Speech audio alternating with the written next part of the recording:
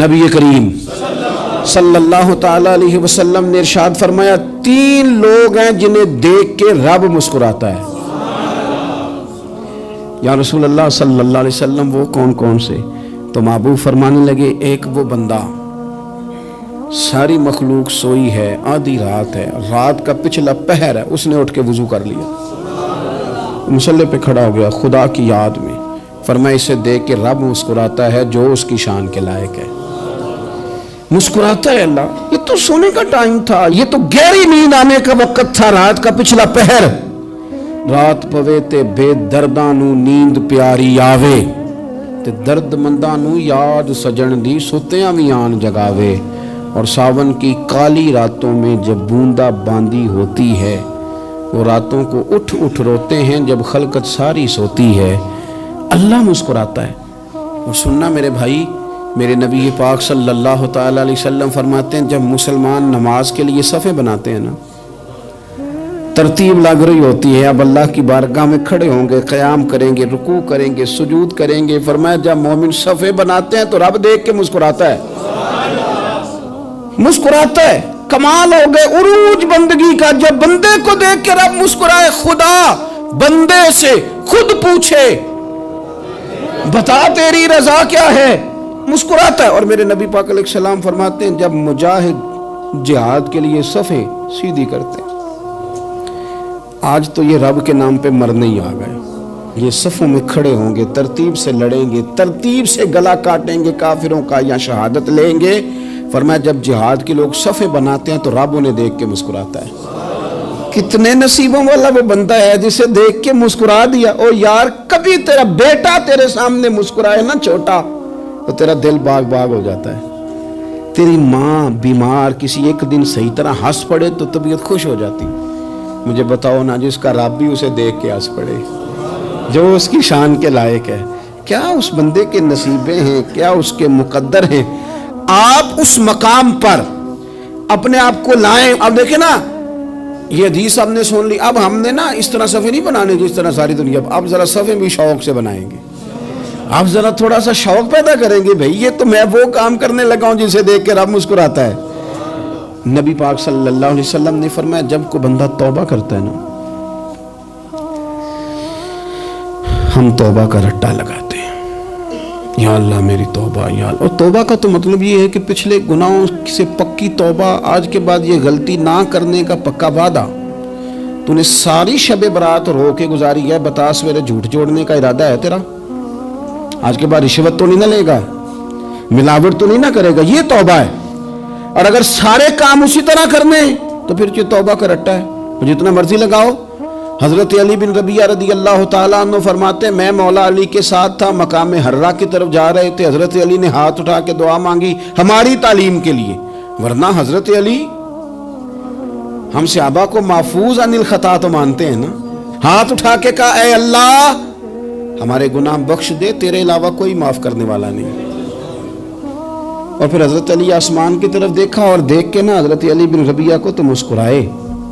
حضرت علی بن ربیعہ کہنے لگے حضور مسکرائے کیوں ہو؟ فرمانے لگے ایک دن میں حضور کے ساتھ اسی طرح آیا تھا، اسی طرح حضور نے دعا فرمائی تھی ہماری تعلیم کے لیے، اور پھر حضور مجھے دیکھ کے مسکرائے تھے اور فرمایا جب کوئی بندہ رب کی بارگاہ میں اس طرح استغفار کرتا ہے تو رب مسکراتا ہے، اور مسکرا کے فرماتا دیکھ لو میرے بندوں کو پتا ہے کہ میرے علاوہ معاف کرنے والا کوئی نہیں، انہیں پتا ہے، تم اس کی بارگاہ میں رجوع تو لاؤ، آؤ تو صحیح دو آنسو لے کر۔ اقبال کہتے ہیں کہ موتی سمجھ کے شان کریمی نے چن لیا، قطرے دو گرے میرے ار کے انفعال کے، دو میں نے آنسو بہائے تھے تو اس کے کرم نے تو موتی سمجھ کے چن لیے۔ سنو نا حضور اس استغفار کو اللہ کو یار رات کو توبہ کر کے سونا چاہیے ہمیں۔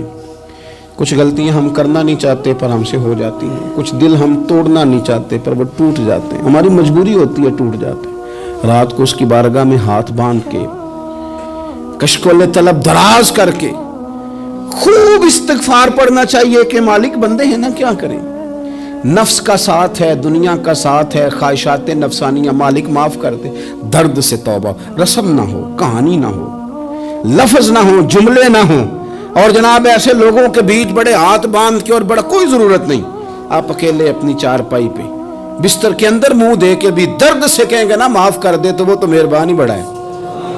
میرے نبی پاک صلی اللہ علیہ وسلم مثال دیتے ہیں، فرمایا ایک آدمی صحرا میں جا رہا، صحابہ سے حضور خطاب کر رہے ہیں، فرمایا ایک آدمی صحرا میں جا رہا تھا، اس نے اپنی اونٹنی پہ کھانا پانی پیسے ہر چیز رکھی ہوئی تھی، صحرا تھا بہت بڑا، درمیان صحرا کے گیا تو تھوڑا سا سستانے کے لیے آرام کرنے کے لیے اونٹنی سے نیچے اترا، اب اس نے اونٹنی کی لگام اونٹنی کی نکیل اپنے سرہانے کے نیچے رکھی، ہاتھ کے ساتھ پکڑی اور سو گیا۔ تھوڑی ہی دیر کے بعد جب اس کی آنکھ کھلی تو دیکھا اونٹنی غائب ہے۔ صحرا میں وہ پیدل نہ آگے جا سکتا ہے نہ پیچھے جا سکتا ہے، نہ دائیں نہ بائیں، کھانے کو روٹی نہیں، پینے کو پانی کا قطرہ نہیں، تھوڑا ادھر بھاگا ادھر بھاگا، تھک گیا۔ کریم محبوب فرماتے ہیں وہ پوری طرح نڈھال ہو گیا اور مایوس ہو گیا، معاذ اللہ، مایوس ہو کے دوبارہ اسی جگہ آ کے لیٹ گیا جہاں پہلے لیٹا تھا، انتظار کرنے لگا کہ اب موت ہی آئے گی، آخری وقت ہے، اب نہ میں پیدل یہ صحرا کراس کر سکتا ہوں، نہ پیچھے جا سکتا ہوں، نہ کھانا ہے نہ پانی ہے، سوائے موت کے کوئی سہارا نہیں۔ حضور فرماتے ہیں وہ رستے میں دوبارہ لیٹ گیا، اچانک اس نے رخ بدلا تو اونٹنی سامنے کھڑی تھی۔ حضور نے صحابہ سے پوچھا بتاؤ نا اسے بھلا کتنی کو خوشی ہوگی؟ یا رسول اللہ جی سے نئی زندگی مل گئی ہے۔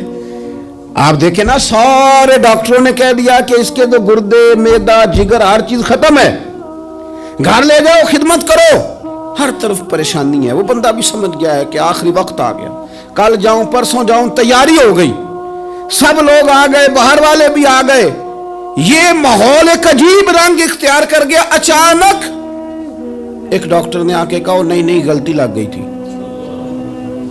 مجھے بتائیے انداز کیا ہوتا ہے؟ بغیر دوائی کے بندہ اٹھ کے کھڑا نہیں ہو جاتا، او میں تو بچ گیا ہوں۔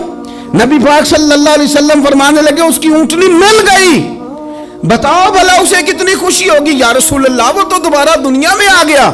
حضور فرمانے لگے اسے کچھ بھی خوشی نہیں ہوئی۔ جب کوئی رب کا گناہگار بندہ آ کے توبہ کرتا ہے، رب کو اس سے کئی گنا زیادہ خوشی ہوتی ہے۔ میرا بندہ آ گیا ہے، میرا بندہ آ گیا ہے، میرے گھر آ گیا۔ اس نے آنسو بہائے ہیں، اس نے کہا اللہ میں تیرا ہی ہوں، تیرا ہی رزق کھاتا ہوں، تیری ہی زمین پہ رہتا ہوں، تیرے نام سے میری سانسیں چلتی ہیں۔ وہ آ گیا، فرمایا اس اونٹنی والے سے زیادہ رب کو خوشی ہوتی ہے جب گناہگار آ کے توبہ کرتا ہے۔ گناہگاروں کے آنسو اس کی بارگاہ میں بڑے مقبول ہیں، لیکن ہم رسم ادا کرتے ہیں، توبہ نہیں کرتے، ہم اپنے آپ کے ساتھ دھوکہ کرتے ہیں، جھوٹ بولتے ہیں۔ ہم بندہ کوئی ناراض ہو جائے تو ہمیں کو نہیں نیند آتی، اس کے گھر چلے جاتے ہیں۔ ہم اپنے سارے رشتوں کو تعلقات کو مینٹین کر کے رکھنے کے عادی ہیں، ہمیں پتہ ہے کہ وہاں میں نہیں جا سکا تو بیٹا بھیجتا ہوں، فلاں شادی پہ میں نہیں جا سکا تو بھتیجا بھیجتا ہوں، بھائی بھیجتا ہوں، ہر تعلق کا ہم نے خیال رکھا کوئی روٹھ نہ جائے۔ لیکن کمال ہے نا، یہ نہیں سوچا کہ اگر رب روٹھ گیا تو جب وہ روٹھ جائے نا تو سارے رشتے بھی بندے کے پاس موجود ہوں تو کوئی کارآمد نہیں ہوتا، پھر کروڑوں روپیہ جیب میں ہوں تو ڈاکٹروں کی دوائیاں اثر نہیں کرتی۔ وہ روٹھ جائے تو پھر انسان اس طرح سے پھسلتا ہے کہ بڑے بڑے اس کے پاس دروازے ہوتے ہیں پر کسی جگہ اس کا ہاتھ نہیں لگتا۔ خدا را خیال کریں، دنیا روٹتی ہے تو روٹ جائے، رب رسول ناراض نہ ہونے پائیں، اس کا خیال کریں۔ حضور فرماتے ہیں وہ مسکراتا ہے، اسے خوشی ہوتی ہے جب کوئی اس کا بندہ اس کی طرف رجوع کرتا ہے۔ میرے عزیزو، رسول پاک صلی اللہ تعالی علیہ وسلم نے ان لوگوں کے تذکرے کیے جنہیں دیکھ کے رب مسکراتا ہے۔ ہم نا گناہگاروں پر بھی فتویٰ دینے میں جلدی کرتے ہیں اور نیکی پر بشارت دینے میں بھی جلدی کرتے ہیں، حالانکہ یہ ہماری ذمہ داری نہیں۔ پتہ نہیں اللہ تعالیٰ کس کو کب توفیق توبہ دے کے اپنے قریب کر لے، لیکن بڑی جلدی ہے، بڑی جلدی فتویٰ دینے میں۔ اور یہ فتویٰ صرف مفتیوں کا نہیں رہ گیا، یہ میری طرح کے آپ کی طرح کے ڈھیروں لوگ ہیں جنہوں نے جیب میں فتوے ڈالے ہوئے۔ بھئی آپ نے کیوں ذمہ داری لے لی ہے جنت میں داخل کرنے کی اور نکالنے کی؟ یہ تو میرے رب کریم کا کرم ہے، وہ جس کو چاہے جب چاہے جتنا چاہے عطا کرے۔ لیکن کچھ لوگ نا بڑے پکے ہو گئے ہیں کہ شاید جو میں سوچ رہا ہوں وہی درست ہے۔ کبھی کبھی کچھ چیزیں عجیب بھی ہوتی ہیں، لہذا خدا کی رحمت پر بھروسہ کر کے بات کرنی چاہیے، اپنی مرضی کے فتوے نہیں داغنے چاہیے۔ وہ دیکھو جی فلانا بندہ یوں کر رہا ہے، آپ کو پتہ ہی نہیں پوری بات کا، آپ کو علم ہی نہیں پوری بات کا.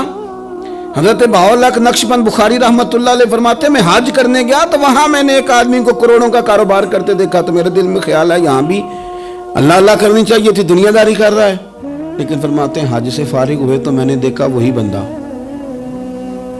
سارا کچھ رب کی بارگاہ میں خیرات کر رہا ہے اور سینکڑوں غریب حاجی ہیں جن کو پورے پورے خرچے دے رہا ہے. تو میں نے وہی اپنی سوچ سے توبہ کی کہ میں کہاں تھا.